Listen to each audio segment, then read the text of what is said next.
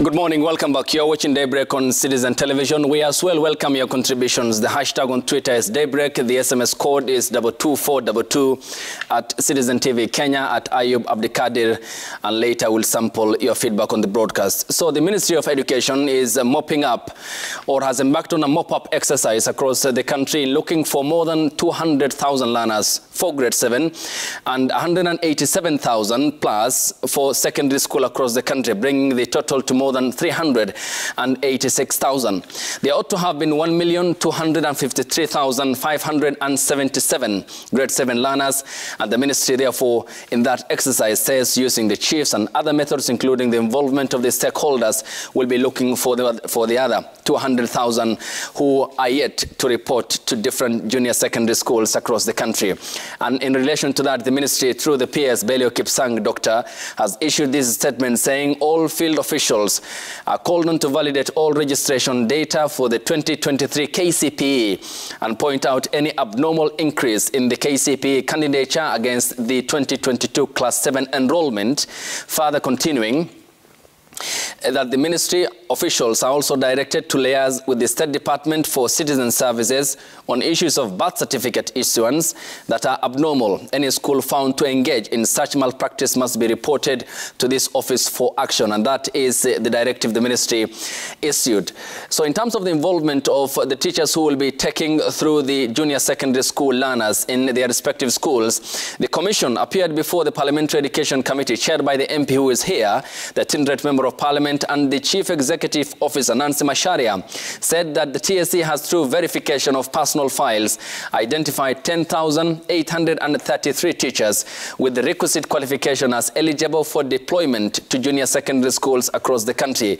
But is this number enough? That will be the question that will be seeking an answer for. And estimated, according to the Parliamentary Budget Office analysis of the Kenya Kwanza administration's pledge on education reforms, an estimated 635.3 billion is required in the next 5 years, that is, for the education sector, and that will be used to employ teachers, 190,000 and 100,000 teachers for secondary and primary schools across the country respectively, and build technical training institutions as well, among others. We have a deficit of 116,000 teachers in the country, and whether this will bridge that deficit will be a key question that the administration will be embarking on in the next 5 years to look into the affairs as regards the education reforms that the Kenya Kwanza administration, in its pledge in June last year, then Deputy President, now President, had launched, saying it will be a pillar that will be of priority overwhelmingly for his administration. In terms of the curriculum preference, this is a report done by Twaweza. The country lead is here with us to tell us more about the 38% of Kenyans who are still feeling that the 844 system is still better. This is, of course, in contrast with the 47% of Kenyans who say that the competency-based curriculum is better in terms of engaging the learners, and parents who have now a close proximity sort of distance with their learners and knowing what they are doing, what they are accessing, and the change in the education style and system, which they say will be of benefit to the learners across the country. Further, the report also highlighted other issues, including the challenges that are facing the competency-based curriculum, the high cost, which Kenyans rated at 74%, too demanding on parents in terms of their engagement, some say at 42%, that parents are now more involved in terms of knowing what their kids or learners are accessing in terms of seeing or taking them through the assignments that are given from schools, and ensuring that sort of the close proximity relations between parents and learners. And teachers who are not well trained, Kenyans rank that at 14%, and we'll be taking a look at the pledge also by the government on teachers' employment. Some of the other challenges include the complicated assignments at 12% rated, implementation not clear, and Kenyans at 10% calling for more clarity as to the implementation module or the modus operandi, and the junior secondary school confusion at 7% are some of the other challenges that were pointed out. Recommendation thereof Reduce the cost stood at 54%, resource and equipment availability at 23%, reduce parental involvement at 19%, and do away completely with the competency-based curriculum at 17%. Of course, a detailed report will be issued to the President by the Working Party on Education, which issued last year. Just a summary of what it entails in terms of domiciling the junior secondary schools in their present schools, and a concern parents have expressed following the public participation exercise that was commenced after the President formed the Working Party on Education reforms. And on where the learners are, this is what the Cabinet Secretary for Education, Ezekiel Machogu, said in relation to that. We have registered by Monday about 900, almost getting to 1 million. There are 201,000 students who have not been able to register in any of the junior secondary schools. With me in the studio is Julius Meli, the MP, Tinderet constituency, the chair of the Education Committee in the National Assembly. Amos Kaburu is commentator on education affairs, and Dr. James Siara, who is on my immediate right, is the Kenya country lead towards East Africa, which launched that report on Tuesday here in the county of Nairobi. I welcome you all, gentlemen, to the broadcast. And starting with you, Dr. James Siara, then the report does detail the challenges facing, recommendations that you detailed in your report. But where are the more than 200,000 secondary school learners? And do you think the mop-up exercise commissioned by the Ministry of Education will bear fruits? Thank you for that question. I'm quite happy that the government introduced a system which can be able to track students all the way from grade 1 onward. But the question that we need to ask ourselves whether the system has been abused, because we know these numbers are pegged to the capitation grants. And chances are high that there might be some inflation. Who knows whether these numbers are real or this might be cost student. I think this is something that has been happening even within the government, whereby they have been trying to mop up to get to know who is real and who is not real. So one of the things that we need to do to address this challenge, already the government has done something commendable to bring in the system. Okay. But how efficient is it used? We have the ministry, we have the TSC, because in terms of projections, I once worked with them and tried to do some projection to get to see the number of teachers that should be recruited in like 5 years from now. And this is pegged on this because we can be able to do some statistics and be able to do such kind of projection. But the most unfortunate thing is that the numbers from these two institutions could not agree. Now, there is a clear indicator that maybe in a way we might be having double entries even within the system. Mm-hmm. So what we need to do is to go back to the database, we have so many statistical methods which we can be able to utilize and be able to weed out these inconsistencies. Because even when you collect data like the surveys that we did, we did data cleaning, which is an essential part and parcel of analysis. So that's where we need to start before even we go to the field. Okay, we will be taking a look at this in general, the education system, because this is now a leap into a new system of education. You have seen the response by Kenyans. But Honorable Julius, coming to you, when you have the big pledge and the commitment by the government on seamless transition, and then you have more than 386,000 learners for secondary school who are nowhere to be seen, the government is yet to locate them. I mean, there are very two contrasting issues, isn't it? Where is the bridge and how will the government bridge that? Yes, thank you. Thank you so much, Ayub. First of all, let me say that as much as where the learners are is a question which is in everyone's mind, from the educator, from the administrators, and to the teacher.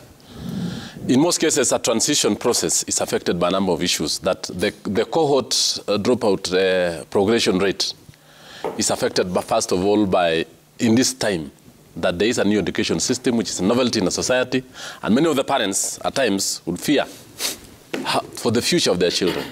So at times, they would even try to take their children out of the system to a system they know. That's why there are a few who are known to have even sneaked their children to class 7, to grade 8, their current grade 8, from grade 7 class. 2, we have those who are natural truants, who are just left school. They are doing other activities. And 3, we have now those ones who have intentions not to go to schooling anymore. So you'll realize that, as my colleagues have just put it clear here, that the whereabouts of these learners are actually very many. That's why the government has put in efforts to make sure that all these learners are mobbed up. First of all, identify those who want to loop to go to grade 8 and return them back to grade 7.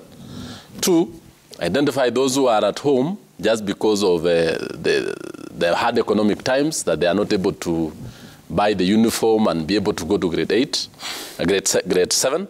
And 3, identify those who want to stop schooling anymore. So if the government just mops it up, it will be able to identify more than 60% of the absent learners.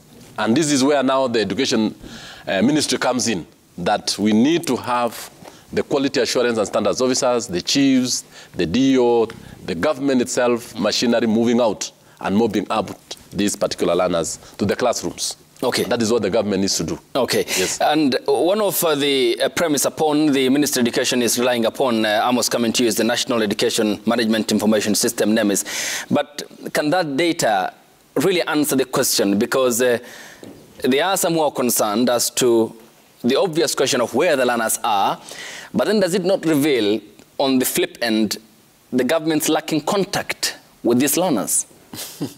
Very, very interesting. Thank you, Ayub. I'm very confident that you don't bet. But if you are betting, I would have said that you could bet that the children who are not in school are children from poor households. It's uncharacteristic, it's unrealistic, it's unexpected that such children will be coming from households with means, either the middle class or the upper class. So yes, NEMIS is a pretty good idea. We have invested a lot of money, billions, into that system. But the challenges in NEMIS, I think, are challenges, as James mentioned, by design, that it should not work. Because if we really wanted to make sure that NEMIS works, we'll probably actually have made sure that NEMIS works. But I think one of the challenges that we face as a country is institutions work a lot in silos. And that's why I'm a bit encouraged by what the PS is now seeking. Yeah. That even the State Department of Citizenry Services should also be involved in determining where these children are.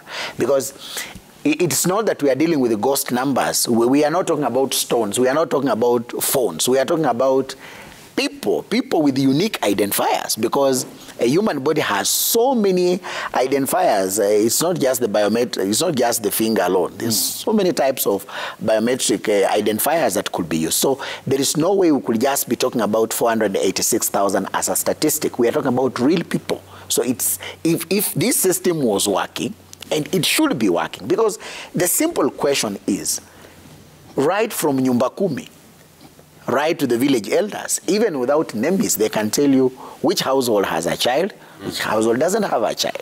So even if government, by the end of the day today, wanted to know where these children are, it will basically have an answer, because what does it mean? Every village elder will basically tell you that I have worked in my 200 households in this enumeration area or in this village, and I found that 26 children are not in school. By 2 p.m., they will actually have given the report to the assistant chief, who will actually have given the report to the chief, who will actually have given the information to the assistant county commissioner, the deputy county commissioner, and this information will stream even if we wanted today at 4 p.m. We will be having this information available at the president's desk, if it's available to receive such a report. So telling us that NEMIS is not working, honestly, it is the most ridiculous response that we can ever get, or that we cannot account for 500,000 Kenyans. Honestly, 500,000 Kenyans, I mean, where would you sit 500,000 Kenyans? That we are sitting here talking about numbers that appear like they are ghosts. Honestly, NEMIS has consumed a lot of resources. Okay, and I'm just glad that the chairman is over here, that probably will be seeking for an answer beyond this circular and this press statement being issued by the PS to tell us why is it that NEMIS cannot account for 486,000 Kenyans who are not in school. Okay. Every child is supposed to be in school, not be at home. Whatever reason it is, whether it is, and we've seen even efforts around issues such as mandate. Government is doing a lot. Every child should go to school. The business of children is to go to school. The business of children is not to sit at home doing anything else. Thank you. I'll come to you, Honorable Meli, because there is also the aspect about the teacher employment and the December 2022 when the TSC appeared before your committee. Yes. And then recently, last week, the CEO and her team are there. But according to the statement that she issued, only 10,833 have the requisite qualification eligible for deployment. We'll talk about the shortfall because the promise was more than 30,000. But Dr. James, coming to you, of the missing learners, could it have been contributed by needy but bright students who passed their KCP but are unable to pay their fees? Can this make quite a number? Because we have seen across the country needy students from poor households or parents that are unable to pay their school fees, yet they are at home because of that simple reason. Could that number be big enough in that portion of the missing learners? The answer that I provided was based on my technical skills from the data management field. Because basically, whenever we want to do that, before we even go to the field, we have to mop up any irregularities within the system. Now, as you're putting it, looking at the demographic characteristics of most of the households, we find that there's a big chunk of poor households. And this has been one of the major contributors. And I want to go back to Kaburu because even when the system was designed, it was able to capture all this. So household characteristics, the name of the next of kin and all that. So yes, I can agree with you, but I think the best thing for us to be able to address this problem is first of all to clean the data. Then after cleaning the data, now, and given that we have all these other variables, like the father, the mother, or the guardian, where these people come from, I think this is something that can be done collaboratively between the head teachers or the teachers, because they know these people, the chief and all that. And from there, it's quite easy. As Kaburu has put it, it will take like a day. As in, when you have now the real information or the real statistics, I think it will take a day because these people know these people. And as you're aware that if the head teacher resides in that particular village, he understands or he knows each and every person, especially the candidates. He understands this one comes from here. And it's quite easy for them even to provide this kind of information. But I believe that's a big chunk because one of the issues that was highlighted in terms of the CBC and all that was the high cost of the implementation and all that. And citizens are not quite happy with that. Probably that could be one of the reasons. And given it came up number one with 74%, I believe that might be a big contributor towards this big number. Okay, the teaching methods, the learning areas will be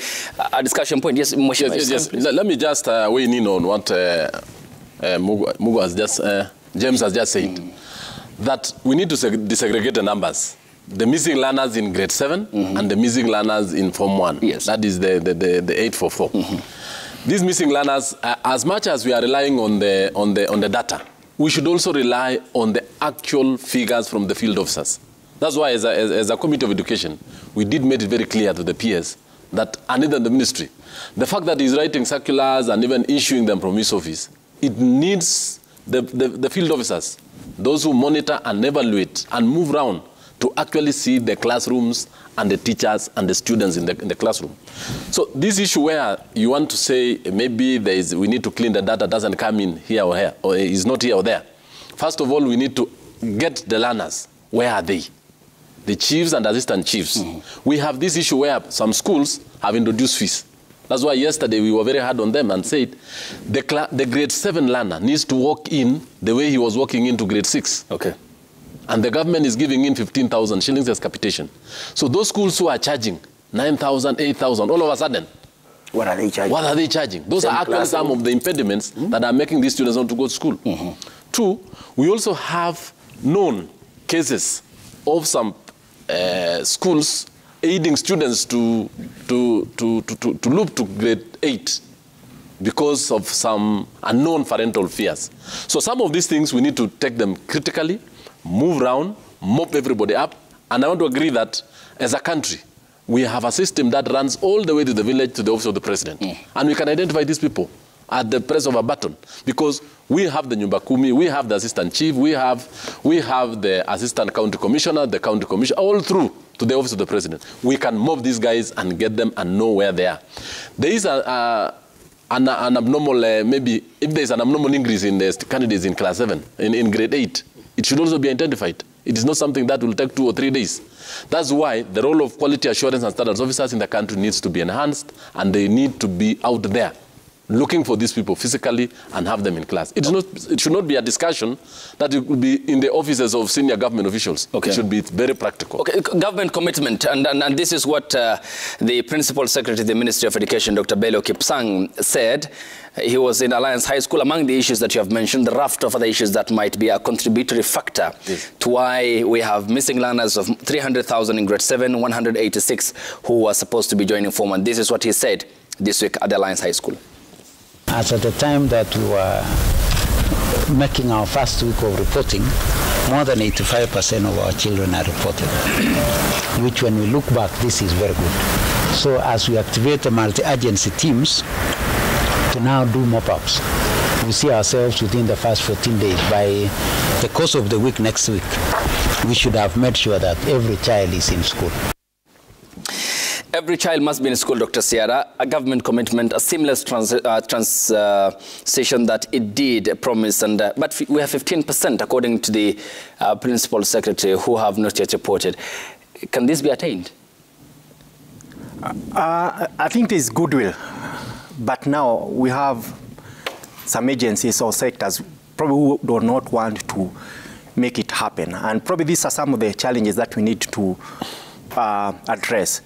For instance, now when it comes to like the monitoring and evaluation, like a researcher, whenever we carry out a survey, we normally send quality control people to officers to come and evaluate the kind of work we are doing. So the initial question, or the first question that we need to ask, is it happening?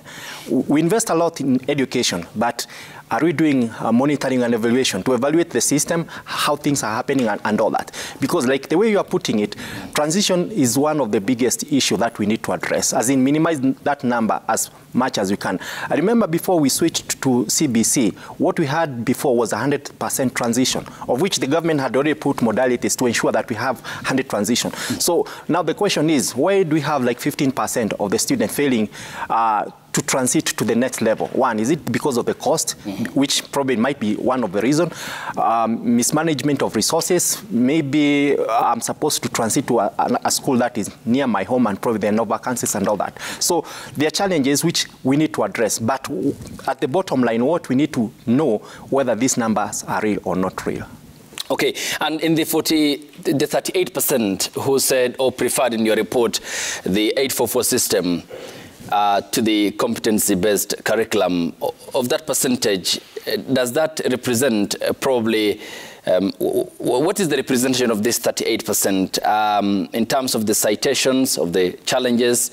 What contributed to this number? Because this is a huge chunk, only by minus 9% to be the same as the 47% who preferred the competency-based curriculum to the 844 system. Allow me to make a few changes on those statistics, because we find those who approve CBC and who say that it's much better or it's better, it's going to 47%. Now, considering those who say that 844 is better, we have the 38%. We need to add the 9% because they're in between. So they don't support CBC, neither on the other side. So if we can compare the extreme cases, find we have 47. So half of the population are for CBC, and the other half are claiming or saying that 844 is better. So one of the issues that we need to address here, yes, the statistics, and there are a few things that we can be able to know whether the differences are any statistically significant. When you look at it carefully, it might be as a result of awareness.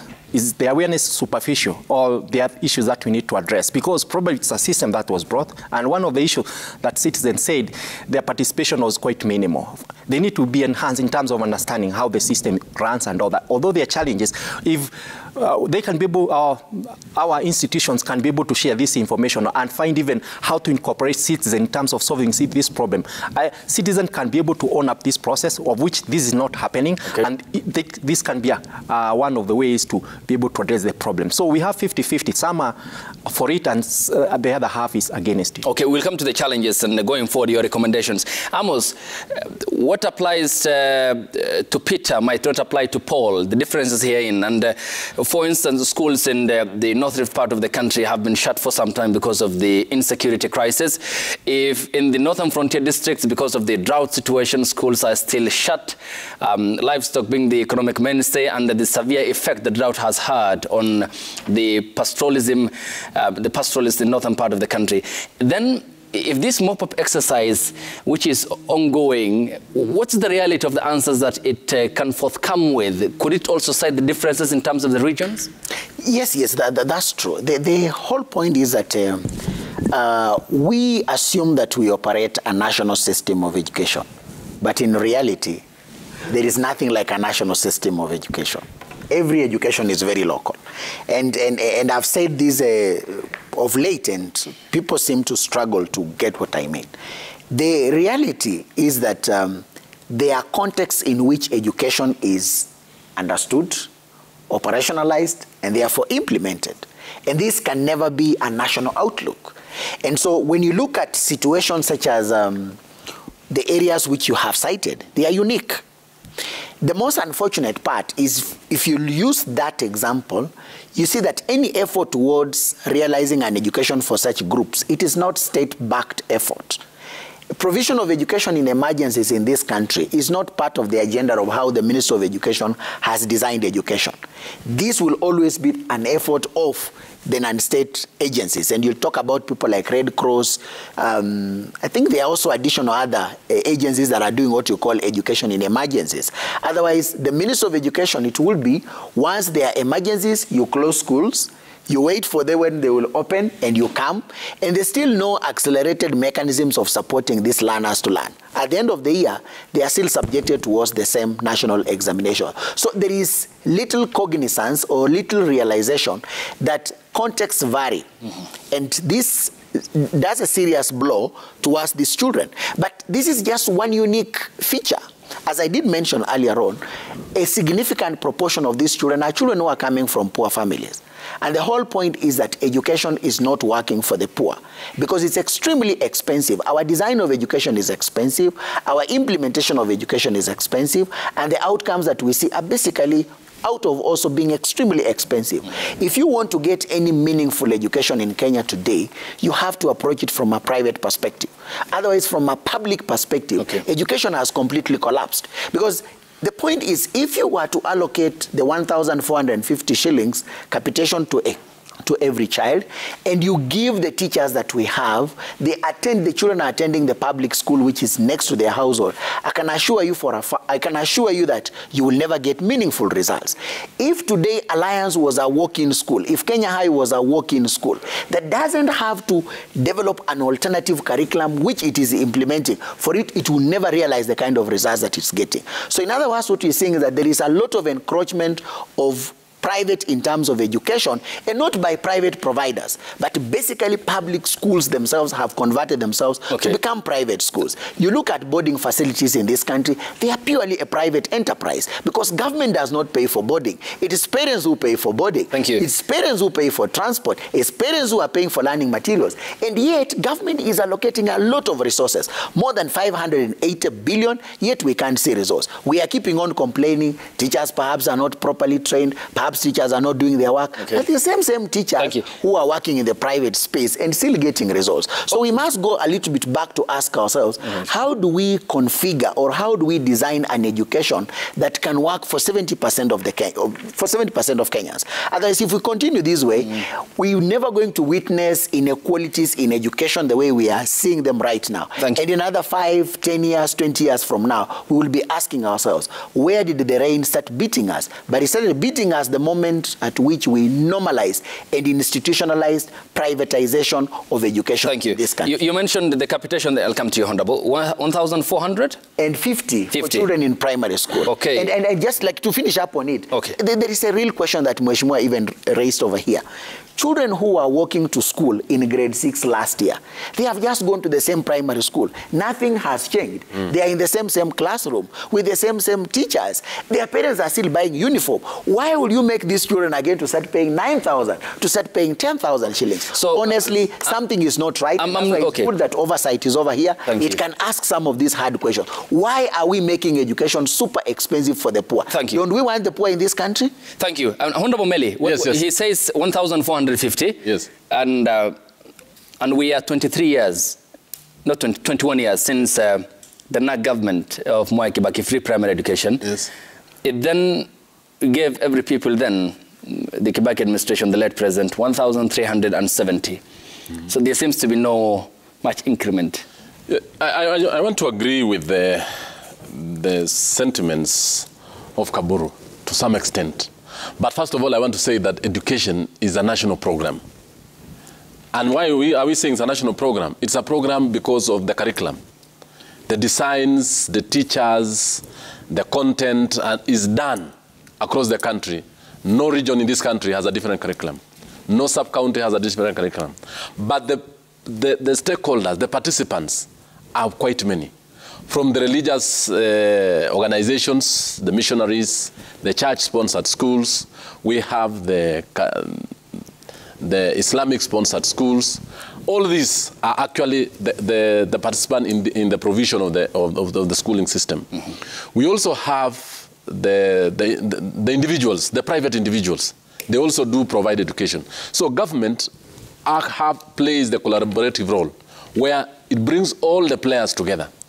However, we have been trying over time to make education to be as cheap as possible. Okay. That's why you realize that the government went in to pay examination fees.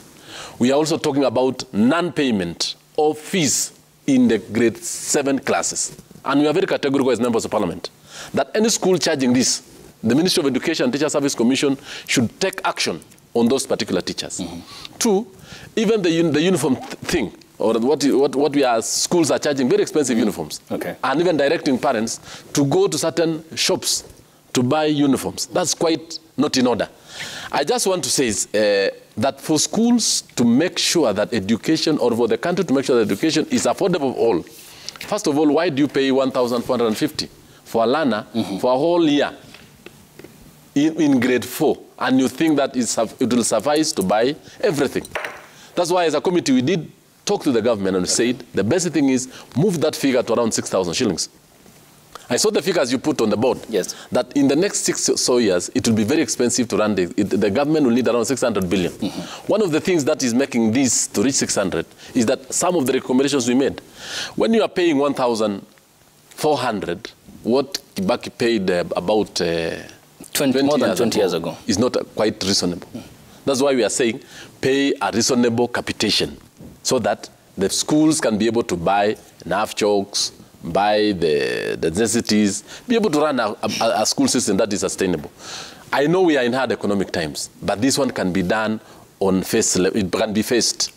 The way even the universities, the costing in the universities can also be faced. So I want just to say that to make education affordable, first of all, we need to remove the bottlenecks. And some of the bottlenecks are unnecessary charges, both in the CBC system and in the secondary school system, where you have parents being told, we have agreed as parents to increase these levies from this to this. And this is actually a collusion by a small group of parents against the larger majority. That's why the Ministry of Education needs to up its game, especially on quality assurance and standards officers. Thank you. Two, even on the cost of teaching. Most of the schools, because of lack of teachers, many parents dip into their pocket to pay the BOM teachers. We are happy as a Kenya Kwanza government because of the 116,000 deficit. Yes. This year we have a reduction of 30,000 because they are now in the process of being posted to schools. Next year, another group of almost 20,000 will be recruited. So that in the next 5 years, we are through with the 116 deficit. But as you know, Ayu, the deficit system is very fluid.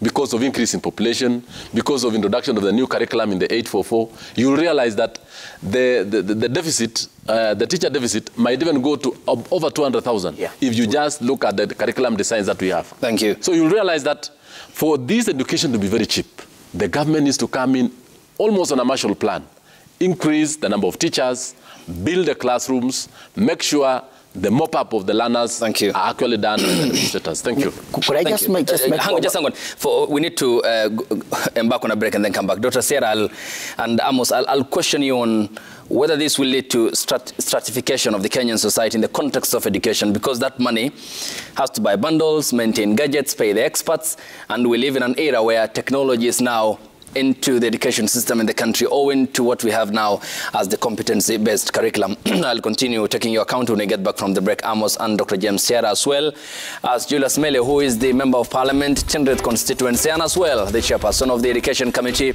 of the National Assembly. And do you think schools are engines of social mobility? Then we welcome your contributions. The hashtag on Twitter is Daybreak. The SMS code is 22422 at Citizen TV Kenya at Ayub Abdikadir. We continue after the break. Stay tuned.